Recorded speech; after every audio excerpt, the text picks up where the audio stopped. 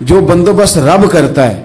آزمائش آ جاتی ہے, بڑے بڑوں پہ آ جاتی ہے, لیکن بعض اوقات بڑی تکلیف ہوتی ہے جب اس بندے کو لوگ کٹہرے میں کھڑا کر دیں جس کا جرم ہی کوئی نہیں, اس شخص سے لوگ سوال جواب شروع کر دیں جس بیچارے کے خیال میں بھی وہ بات نہیں. پھر وہاں وضاحتیں دینا, نہ کردہ گناہوں کی وضاحتیں دینا, یہ بڑا بوجھ بنتا ہے, بڑی تکلیف ہوتی ہے, اور لوگ کرتے ہیں یہ کام. پھر اللہ تعالیٰ جب بندوبست فرمائے, صحیح بخاری میں حضرت جریج کا ذکر فرمایا. جریج نفل پڑھ رہے تھے, ماں نے آواز دی, وہ آ نہیں سکے, نماز میں تھے, ماں ناراض ہو گئی. اس نے ہاتھ اٹھا کے کہا اللہ یہ اتنی دیر تک مرے نہ جب تک کسی بری عورت کا منہ نہ دیکھ لے. کسی اور کی دعا کے لیے سند نہیں ہے کہ وہ تیرے ہاتھ میں ضرور قبول ہوگی, لیکن ماں باپ کی دعا کے لیے میرے نبی پاک نے سند بیان کی ہے. سید عالم صلی اللہ علیہ وسلم فرماتے ہیں جب بھی ماں باپ اولاد کے لیے ہاتھ اٹھاتے ہیں رب ضرور قبولیت کا شرف عطا کرتا ہے. تو جہاں سند موجود ہے نا, کچھ افتتاح ابا جی سے بھی کرا لینے چاہیے, کچھ کام شروع کرنے سے پہلے صرف اماں سے ہی دعا کرا لینی چاہیے. یہ والا افتتاح بھی بڑے کام کا ہے کیونکہ یہاں سند بیان کر دیا میرے نبی کریم. تو جناب جریج کی ماں ناراض ہو گئی, کہنے لگی اللہ اس نے میری بات نہیں سنی. اب تھے تو وہ نیک, لیکن رب کریم کی حکمت کا تقاضا ہے, ماں کی دعا کو بھی قبول کرنا تھا. اللہ نے آزمائش میں مبتلا کر دیا. والدہ تو چلی گئیں, وہ ایک خیمے میں, ایک کٹیا میں, ایک جھونپڑی میں عبادت کرتے تھے, اللہ کو یاد کرتے تھے, رب رب کرتے تھے, اور لوگ ان کی بڑی تعریف بھی کرتے تھے. لوگ ان کے ارادت مند بھی تھے, عقیدت مند بھی تھے, اہل محبت بھی تھے. ایک عورت آ گئی, بس وہ اللہ کی حکمت پوری ہونی تھی. اس نے آ کے پہلے تو انہیں اپنی طرف مائل کرنا چاہا, جب نہ مائل ہوئے تو الزام لگا دیا. یہ ہمارے دور کا تقاضا ہے, لوگ پہلے آپ کو اپنے حق میں قائل کرتے ہیں, اپنی فرما برداری میں لانا چاہتے ہیں. اگر آپ نہیں آتے تو پھر وہ آپ کو مجرم قرار دے دیتے ہیں, یا میرے ساتھ چل ورنہ پھر میں تیرے خلاف پراپوگنڈا کروں گا. دو ہی باتیں. پہلے اس نے قائل کیا, جب جناب جنید قائل نہ ہوئے تو اس نے قریب ایک چرواہا تھا, اس چرواہے کے ساتھ جا کے منہ کالا کیا. مقررہ وقت پہ بچہ پیدا ہو گیا. لوگوں نے کہا کس کا ہے؟ کہنے لگی اس خانقاہ میں, اس حجرے میں عبادت کرنے والے کا ہے. اگر کسی دیندار پر ذرا سا بھی الزام لگ جائے تو آپ یقین کریں کہ بڑے بڑے خوفناک لوگ بھی نیک ہو جاتے ہیں. جن کا اپنا سارا ماضی کالا سیاہ ہو وہ بھی اجالوں کے راہبر بن جاتے ہیں. جن کی اپنی زبانیں ساری زندگی آلودہ رہی ہوں وہ بھی بڑے بڑے اعلیٰ سچ بولنے لگتے ہیں. اعلیٰ کچے میرے مکان کی دیوار کیا گری, لوگوں نے تو میرے صحن میں رستے ہی بنا لیے. بڑے لوگ آ جاتے ہیں, پھر بڑا کچھ کرتے ہیں اور بڑے بڑے خوفناک جملے کستے ہیں. بس کو نقطہ جو ہاتھ آ گیا, ایسا جیسے گرنے کا انتظار کر رہے تھے. اب جناب لوگ اٹھے, احتجاج شروع ہو گیا, شور پڑ گیا. یہ بابا بڑا نیک بنتا تھا, نفل پڑھتا تھا, عبادتیں کرتا تھا, دیکھو اس کا حال کیا ہے کہ اس نے ناجائز بچہ پیدا کیا. بغیر تحقیق کے میں کہہ چکا ہوں کہ الجھے الجھے بکھرے بکھرے روز و شب دیکھے گا کون. لوگ تیرا جرم دیکھیں گے, سبب دیکھے گا کون. لوگ تیرا جرم دیکھیں گے, سبب کوئی غور نہیں کرتا کہ وجہ کیا تھی. او بھائی کچھ تو مجبوریاں رہی ہوں گی, یوں ہی کوئی بے وفا نہیں ہوتا. الزام لگا دیا, شور ہوا, احتجاج ہوا, دنیا اکٹھی ہوئی, ان کا انہوں نے حجرہ گرا دیا, مارا بھی, پیٹا بھی, ایک نیک آدمی کو بدنام بھی کیا, برا بھلا بھی کہا, گالیاں بھی دیں, جو کر سکتے تھے کیا. اب جب سزا دینے لگے نا تو جناب جریج کہنے لگے تھوڑی سی اجازت دیتے ہو, مار تو تم نے دینا ہی ہے. کہا جناب ٹھیک ہے دیتے ہیں. انہوں نے کہا صرف 2 نفل پڑھنے ہیں. اب وہ نفل پڑھ رہے تھے تو لوگ اس وقت بھی کہہ رہے تھے فراڈ ہی کر رہا ہے, دھوکہ ہی دے رہا ہے, چونکہ ذہن بن گیا نا, بدگمانی آ گئی. انہوں نے 2 نفل پڑھ کے ہاتھ اٹھائے, کہا اللہ جانا تو میں نے ہے, پر اس رسوائی کے ساتھ جنازے تک نہیں خراب ہو جاتے, قبریں تک نہیں لوگ بدنام کر دیتے. کہ اللہ جانا تو ہے, پھر اس رسوائی کے ساتھ تو میری مدد فرما. اب تو میرا کیس تیری ہی عدالت میں ہے, تو رحمت کا دروازہ کھول. ہاتھ اٹھائے, دعا مانگی, نفل پڑھے, پورے مجمع پہ نظر دوڑائی, کوئی نہیں تھا سپورٹ کرنے والا. کل تک جو کہتے تھے نا تیرے لیے جیئیں گے, تیرے لیے مریں گے, ساری عمر ہی آٹا گدا ہے. لکھاں کیتے نہیں پیڑے, اب وقت آیا ہی تے محمد بخشا کوئی نہیں ہو بیٹھا نیڑے، ایک بندہ بھی نہیں تھا، ووٹر سپورٹر ساتھ دینے والا کوئی نہیں تھا. تو جناب جنید بچے کی طرف اشارہ کر کے کہنے لگے کوئی نہیں بول رہا، تو ہی بول کے بتا دے تیرا باپ کون ہے، تو ہی بول کے بتا دے کون ہے. اللہ اکبر. میرا رب جب چاہے تو بچے بولتے ہیں، رب چاہے تو گونگے بولتے ہیں، رب جب چاہے تو پھر پتھر بھی بولتے ہیں. جب کہا نا تو ہی بتا تو بچہ بولا اور بول کے کہنے لگا میرا باپ جریج نہیں، میرا تو وہ ہے جو بکریاں چرانے والا ہے، وہ میرا باپ. جب رب کریم نے توفیق دی تو بچہ بول پڑا. جب رب بندوبست کرتا ہے کسی کی عزت کی حفاظت کا تو پھر کوئی اسے رسوا کر سکتا. یاد رکھنا جب رب محافظ ہو تو پھر لوگوں کا پراپوگنڈا وہاں کچھ کر سکتا. لوگ کئی دفعہ بڑا گہرا جال بنتے ہیں، سازش کا رنگ بڑا گہرا ہوتا ہے، عام سادے آدمی اس کو سمجھ نہیں پاتے، اس پراپوگنڈے کا حصہ ہو جاتے ہیں، انہیں پتہ ہی نہیں چلتا یہ بات دراصل کیا کی جا رہی ہے. یہ کتنی گہری حسد کی آگ ہے جس کو لوگ بغض کے ساتھ ہوا دے رہے ہیں، اپنی عداوت کے ساتھ اس کو زیادہ جلا رہے ہیں. حضرت سیدنا عائشہ صدیقہ رضی اللہ تعالیٰ عنہ بیان کرتی ہیں، اور لطف کی بات یہ بھی بخاری میں موجود ہے. میں نے جناب جنید کا قصہ عرض کیا تو بخاری سے، یہ عرض کر رہا ہوں تو بخاری سے. یہ واقعہ میں حضور کی امت کے کسی ولی کا بیان کرتا تو لوگوں نے کہنا تھا ہماری سمجھ میں نہیں آتا. بعض لوگوں کا خیال ہے کہ داتا صاحب کی کرامت بھی نبی پاک کی بیان کریں. او خدا کے بندوں کو خیال کرو، داتا صاحب تو کئی سو سال بعد آئے ہیں، وہاں اگر کوئی کرامت ہوگی تو حضور بیان کریں گے.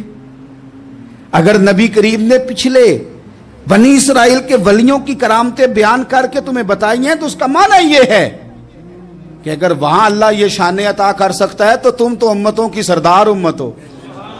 ان پر تو نیرا فضل ہے، تم پر تو رب کا فضل کبیر ہے. تو بس لوگ سمجھنے کو تیار نہیں، پچھلوں کی مان لیتے ہیں. جناب آصف بن برخیہ کی کرامت جو سورہ نمل میں آئی وہ تو مانیں گے، پر غوث پاک کی کرامت یہ پتہ نہیں عجیب فلسفہ ہے، اور کس طرح کا فلسفہ ہے یہ سمجھ سے بالاتار ہے کہ بنی اسرائیل کا کوئی ولی ہو تو اس کی کرامت ہو سکتی ہے اور نبی پاک کی امت کا ہو تو اس کی ہو ہی نہیں سکتی. کیا معنی ہے اس بات کا؟ اور لوگ ہیں کہ داد و تحسین دے رہے ہیں، واہ واہ کر رہے ہیں. اللہ تعالیٰ سمجھنے کی توفیق عطا فرمائے. حضرت عائشہ صدیقہ رضی اللہ تعالیٰ عنہ فرماتی ہیں ایک عورت تھی اور اسے نبی پاک صلی اللہ تعالیٰ علیہ وسلم نے وہ کلمہ پڑھ کے مسلمان ہوئی، مدینہ طیبہ آ گئی تو حضور نے مسجد نبوی شریف میں اس کے لیے مکان، ایک سادہ سا کمرہ ساتھ مسجد کے بنوا دیا، وہیں رہنے لگی. اکثر وہ سیدہ طیبہ کے پاس آتی تو حضرت عائشہ صدیقہ رضی اللہ تعالیٰ عنہ فرماتی ہیں وہ بڑی باتیں سناتی اور آخر میں کہتی وہ ہار والا دن بھی بڑا عجیب دن تھا اور میرے رب کی قدرتوں کا دن تھا، وہ بھی بڑا عجیب دن تھا. سیدہ عائشہ صدیقہ رضی اللہ تعالیٰ عنہ ایک دن فرمانے لگی کہ تو ہار والے دن کا بڑا ذکر کرتی ہے، وہ کیا دن تھا؟ تو خاتون کہنے لگی اماں جی وہ دن تھا جب میرے رب پر بھروسہ اور مضبوط ہو گیا، جس دن میرا اپنے رب پر توکل اور بڑھا، میرے ایمان میں یقین میں اور پختگی آئی. کہنے لگی میں ایک گھر کی کنیز تھی، نوکرانی تھی، اس گھر میں ایک بچی تھی جس کے پاس سونے چاندی ہیرے جواہرات کا ہار تھا. اس زمانے میں نا چمڑے کے اوپر لوگ ہیرے جواہرات لگاتے تھے، کئی دفعہ سرخ رنگ کے چمڑے پہ لگائے جاتے تھے. وہ بچی پہنتی تھی تو کہتی ہوں بچی کے اس نے اتار کے رکھا یا اس سے گرا وہ ہار تو چیل اسے اٹھا کے لے گئی گوشت سمجھ کے اور میرے سامنے اٹھا کے لے گئی. گھر والوں نے مجھ سے پوچھا، یہ بخاری میں موجود ہے، گھر والوں نے پوچھا مجھ سے کہ وہ ہار کہاں ہے تو میں نے کہا چیل اٹھا کے لے گئی. گھر میں کچھ چوری ہو جائے تو سب سے پہلا الزام کس پہ لگتا ہے؟ ملازمین پہ. کہتے انہوں نے مجھے بڑا مارا، بڑی تکلیف تھی، حتیٰ کہ میری شرمگاہ تک کی تلاشی لی، میری عزت اتنی خراب کی میں بتا نہیں سکتی. میں نے اپنی زندگی میں ایک واقعہ دیکھا، ایک امیر گھر میں چوری ہو گئی، ملازم کو اتنا مارا کہ وہ چارپائی پہ پڑ گیا. پولیس والوں سے اتنی مار پروائی گئی کہ وہ بیچارہ چارپائی پہ پڑ گیا اور پھر وہ اتنا بیمار ہوا اور کچھ دنوں کے بعد پتہ چل گیا کہ چور تو اپنا بیٹا ہے ان کا.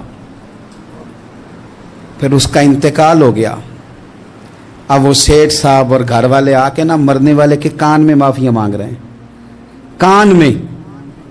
تو میں نے ان سے پھر کہا تھا کہ یہ تو اب چلا گیا ہے، تمہارا زور چلتا تھا نا، تو تم نے قانون خریدا اور تم نے اسے جتنا ہو سکا تم نے اسے مار پڑوائی، تمہارے پاس جو عدالتیں تھیں تم نے وہاں کارروائی کی، اب ایک عدالت قیامت کے دن لگے گی۔ یہ کمزور تھا نا، کچھ کر نہیں سکا۔ میرے نبی پاک صلی اللہ علیہ وسلم نے فرمایا سن لو، اگر سینگ والی بکری نے بغیر سینگ والی بکری کو تکلیف دی ہوگی نا تو قیامت کے دن اسے بھی بدلہ دینا پڑے گا کہ تیرے پاس سینگ تھے اور تو نے اسے مارا تھا۔ وہ خاتون عرض کرتی ہے سیدہ عائشہ کی خدمت میں کہ مجھے بڑا مارا، مجھے تکلیف دی، میں کہہ رہی تھی کہ میرے سامنے چیل لے گئی ہے پر وہ نہیں مان رہے تھے، اماں جی انہوں نے مجھے بڑا مارا۔ حضرت عائشہ صدیقہ کہتی ہیں پھر کیا ہوا؟ کہنے لگی اماں جی جب کوئی میرا مددگار نہ رہا، مجھے تکلیف دے رہے تھے، رسوا کر رہے تھے، تو میں نے اپنے رب سے مدد چاہی، میرے رب کی طرف میں نے توجہ کی، میں نے کہا مالک اب تو ہی میرا مددگار ہے۔ کہتی ہے وہ مجھے مار رہے تھے تو وہ چیل جو ہار لے گئی تھی وہی لے کے واپس آ گئی، اور ہمارے سروں کے قریب لا کے اس نے جب اس ہار کو پھینکا، وہ مجھے چھوڑ کے سائیڈ پہ ہوئے، وہ میری بے گناہی جان گئے، لیکن آپ کو بتاؤں اس دن سے میرا اپنے رب پر یقین اور بڑھ گیا۔ مجھے سمجھ آ گئی کہ جب انسان پورا ٹوٹ جاتا ہے اور جب کوئی چاروں جانب اس کا مددگار نہیں ہوتا تو رب تو ہوتا ہے نا، اللہ تو اس کا مددگار ہوتا ہے نا، وہ تو پھر اپنے اس بندے کی مدد کرتا ہے نا، پھر وہ تو توانائی دیتا ہے نا، وہ تنہا نہیں چھوڑتا، وہ تو آنسوؤں والوں کے آنسوؤں پہ بڑا کرم فرماتا ہے، وہ تو قسم پرسی میں آ جاتا ہے، اس کی رحمت بڑھ کے استقبال کر لیتی۔ تو بھائی جب آپ پر اللہ کی حکمت کے تقاضے پورے ہونے لگیں اور زندگی میں کبھی کوئی ایسا وقت آئے کہ آپ محسوس کریں کہ تنہا رہ گئے ہیں اور کئی اپنے بھی مخالفین کی جماعت میں نظر آنے لگے ہیں، تو اس وقت پھر دل، روح، زبان اور ذہن کو یکجا کر کے سمجھ لینا کہ جب ساری دنیا ساتھ چھوڑ جاتی ہے تو رب کی رحمتیں اس وقت بھی ساتھ رہتی ہیں اور اللہ کی مدد اس وقت بھی بندے پہ کرم نوازی کرتی ہے۔ ایک اور حدیث سنیں، لطف کی بات یہ ہے یہ بھی بخاری میں ہے، یہ بھی واقعہ بخاری میں ہے۔ اللہ اکبر۔ ایک شخص نے نا ایک بندے سے قرض مانگا، اس نے کہا مجھے قرضہ دو، وہ کہنے لگا کہ کتنا قرضہ؟ اس نے کہا 1000 دینار۔ دینار سونے کا ہوتا تھا، درہم چاندی کا ہوتا تھا، 1000 دینار چاہیے۔ اس نے کہا کوئی گواہ ہے تیرے پاس؟ غریب کا گواہ بھی کوئی نہیں بنتا، کبھی الجھ جائے نا کوئی بندہ تو کئی اپنے بھی کہہ دیتے ہیں کہ ہم اس کے قول فعل کے ذمہ دار نہیں ہیں۔ ایک غریب آدمی کو قرض کی ضرورت پڑ گئی، 1000 دینار چاہیے۔ میں کہہ چکا ہوں کہ درہم چاندی کا ہوتا تھا، دینار سونے کا، اب 1000 دینار لینا ہے۔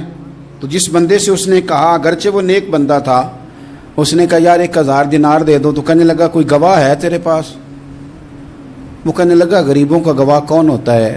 ہاں ایک گواہ ہے۔ کہا کون؟ کہا میرا رب، وہ تیرے اور میرے بیچ گواہ ہے۔ اس نے کہا کوئی کفیل، اگر تو پیسے نہ دے سکے تو وہ بعد میں دے دے، یا تجھے کچھ ہو جائے تو وہ دے دے۔ اس نے کہا کفیل بھی میرا اللہ ہی ہے، میرے پاس اگر ہے تو رب کریم کا نام ہے، اگر اعتماد کر سکتا ہے تو کر لے۔ بندہ نیک تھا، اس نے کہا رب کے نام پہ، رب کی کفالت پہ، اللہ کو گواہ بنا کے میں تیار ہوں تجھے 1000 دینے کو۔ اس نے 1000 دینار دے دیا، وقت واپسی کا طے ہو گیا، وہ چلا گیا پیسے لے کے۔ اس نے پوری محنت کی کہ میں نے وقت پہ پیسے لوٹانے، پوری محنت بھی کر لی، اللہ نے مدد بھی کر دی، پیسے بھی اس تاریخ کو اسے مل گئے۔ بعض لوگوں کا تو لوٹانے کا دل ہی نہیں نہ ہوتا۔ فرمایا حدیث پاک میں کہ تو لوٹانے کا ارادہ کر، رب تیری مدد بھی فرمائے گا۔ لیکن یہاں بہت سارے لوگ کہتے ہیں خیر ہے، ارادہ ہی نہیں، تو پھر جس طرح کا بندے کا گمان ہو رب بھی اسی طرح کا معاملہ فرماتا ہے۔ اس نے پیسے جمع بھی کر لیے اور واپس دینے کو تیار بھی ہو گیا، لیکن رستہ بحری جہاز کا تھا، کشتی کا تھا، دریا کے رستے واپس آنا تھا۔ اب وہ جب آ گیا دریا کے کنارے تو بڑی کوشش کی، پر وہاں اسے کوئی کشتی نہیں ملی۔ وقت پہ پیسے لوٹانے ہیں، سفر کرنا ہے، اب سواری میسر نہیں ہے۔ سوچ سوچ کے پریشان تھا کہ میں نے تو اللہ کے نام پہ لیے۔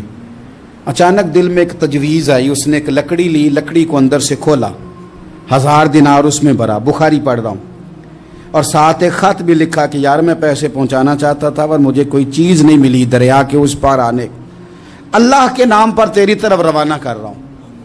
اور یہ کہہ کہ وہ لکڑی دریا میں رکھ دی، وہ لکڑی ڈوب گئی ہے، واپس آ گیا۔ وہ جس نے پیسے لینے تھے وہ عین مقررہ وقت پر دریا کنارے آیا، صبح سے سر شام تک اس نے انتظار کیا۔ دل ڈھلنے لگا تو دل میں خیال آ گیا کہ یار نہیں، اس نے دینے ہی نہیں، جھوٹا وعدہ کر گیا، پہنچا ہی نہیں وقت پہ۔ اب جب واپس لوٹنے لگا تو اچانک دریا میں ایک لکڑی تیرتی ہوئی دکھائی دی، کہنے لگا لے جاتا ہوں، شام کو روٹیاں پکانے کے کام آئے گی، ایندھن بنا کے جلا لوں گا، ہنڈیا پک جائے گی۔ لکڑی اٹھا کے جلانے کے لیے گھر لایا، گمان تھا کہ وہ نہیں آیا وعدہ کر کے، اللہ کو کفیل اور وکیل بنا کے اور گواہ بنا کے پھر بھی نہیں آیا۔ لکڑی لے کے گھر گیا، بخاری ہے، اور جب اس کو چیرا نہ کہ میں اس کی آگ جلاؤں گا، کھولا تو اندر سے 1000 دینار بھی نکل آیا، خط بھی نکل آیا۔ اب ذرا سمجھنا، اس کے دل میں بات کس نے ڈالی کہ تو لکڑی میں پیسے ڈال دے؟ اللہ نے۔ اس بندے کو مقررہ وقت پہ کنارے بھیجا کس نے؟ لکڑی صرف اسی کے ہاتھ آئی تو یہ بندوبست کیا کس نے؟ اللہ نے۔ گھر جا کے چیری تو پیسے بحفاظت اس تک پہنچائے کس نے؟ تو پھر ہمیں بھی توجہ اللہ کی جانب ہی کرنی چاہیے، ہمارے بھی دل کی توجہ رب کی طرف ہی ہونی چاہیے نا، ہمیں ادھر ادھر جانے کی، دیکھنے کی، بندوں پر غور کرنے کی ضرورت کیا ہے؟ وہ پیسے پہنچ گئے، یہ وہاں اپنی جگہ پہ پریشان تھا، اس نے 1000 دینار اور جمع کیا۔ پھر دوبارہ ایک دن دریا کنارے آیا، کشتی مل گئی، بیٹھ کے اپنے اس بھائی کے پاس آیا، کہنے لگا دیکھنا مجھ پر بدگمان نہ ہونا، پیسے اس تاریخ کو بھی جمع کر لیے تھے، دریا پہ آیا تھا پر کشتی نہیں ملی تھی، پھر میں نے نا لکڑی میں ڈال کے خط ڈال کے تیری طرف بھیج بھی دیے تھے، لیکن آج میں پھر لے کے آ گیا ہوں۔ وہ کہنے لگا خوش ہو جا، جس رب کو تو نے میرا اور اپنا گواہ بنایا تھا اس رب نے میرے تک پہنچا بھی دیے ہیں۔ جب لوگ اللہ کو گواہ بناتے ہیں، رب کی جانب اپنی توجہ کرتے ہیں، اپنی چاہتوں، خواہشات اور اپنی ساری چٹھیاں اپنے رب کریم کی رحمت کی طرف روانہ کرتے ہیں، پھر اللہ اپنے بندوں کو مایوس نہیں کرتا، اللہ اپنے بندوں کو نواز دیتا ہے، اللہ تبارک و تعالیٰ اپنے بندوں پہ کرم نوازی کرتا ہے۔ او سنگیو، ساری امیدیں سیٹھوں، نوابوں، دنیا داروں سے کیوں وابستہ کرتے ہو؟ ساری توجہات کا مرکز کیوں ان لوگوں کو بناتے ہو جو تمہیں دنیا میں مضبوط نظر آتے ہیں؟ اپنی توجہات کا مرکز اپنے خدا کو بنائیے، اپنے مالک کی جانب اپنی ساری خواہشات کا رخ پھیر دیجئے، اپنی توجہات اپنے رب کی جانب کر لیجئے، وہ اپنے بندوں پہ بڑی کرم نوازی فرماتا ہے، وہ عزتوں کا بھی محافظ ہے، وہ پریشانیوں میں کرم نوازیاں فرمانے والا ہے، وہ ساتھ دینے والا ہے، وہ اس کی رحمت قریب آ کے بندے کو سہارا دیتی ہے، وہ اپنے فضل سے اپنے بندوں کی ہر مشکل میں دستگیری فرماتا ہے۔ اسیاں سے کبھی ہم نے کنارہ نہ کیا، اور تو نے بھی تو دل آزردہ ہمارا نہ کیا، ہم نے تو جہنم کی بہت کی تدبیر، پر مولا تیری رحمت نے گوارا نہ کیا۔ عدل کریں تے تھر تھر کمبن، اچیاں شانہ والے، تجھے تو فضل کریں تے بخشے جاون، میرے جے منہ کالے، آخر دعوایا ان الحمدللہ رب العالمین۔